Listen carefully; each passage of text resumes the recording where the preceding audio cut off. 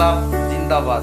ଭାରତ ଆଜି ମଧ୍ୟ ଝୁରୁଛି ସେହି ଭଗତ ସିଂଙ୍କର ଅପୂର୍ବ ସାହସ, ଶହୀଦଙ୍କର ବଳିଦାନର କଥା ଆଜି ମଧ୍ୟ ଦେଶ ଝୁରୁଛି। ସ୍ୱାଧୀନତାର ଅନେକ ବର୍ଷ ହେଇଛି, ତଥାପି ମାନବ ଆଜି ଭୁଲି ପାରିନାହିଁ ସେ ଇଂରେଜମାନଙ୍କର ମାନବ ସମାଜ ପ୍ରତି ଅତ୍ୟାଚାର, ଆମ ପ୍ରତି ଯେଉଁ ଅନ୍ୟାୟ କରୁଥିଲେ, ଆମ ପ୍ରତି ବିଦେଶୀ ଶାସନର ଲୋଲୁପ ଥିଲା, ଆମର ସ୍ୱାଧୀନତା ବୋଲି କିଛି ନଥିଲା।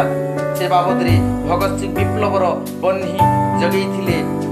ତାଙ୍କର ଭଲ କାର୍ଯ୍ୟ ପାଇଁ 22 ବର୍ଷ ବୟସରେ ଇଂରେଜମାନଙ୍କୁ ଭୟ ନ କରି ନିଜେ କାରାଗାରରେ ପ୍ରବେଶ କରିଥିଲେ।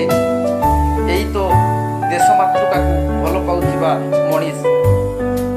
ସେ ଶହୀଦଙ୍କର କାର୍ଯ୍ୟକୁ ଆଜି ଅବହେଳା କରିବା ପାଇଁ ଏ ପୋଷାକ ଆଉ ମୁଣ୍ଡରେ ପଗଡ଼ି ମାଧ୍ୟମରେ ବୀରତାର ପ୍ରଦର୍ଶନର ଆଉ ତାଙ୍କର ଭଗତ ସିଂଙ୍କର ଅପୂର୍ବ ସାହସକୁ ମନେ ପକାଇବା ପାଇଁ ଏ ଶିକ୍ଷକର ଛୋଟ ଏକ ପ୍ରୟାସ।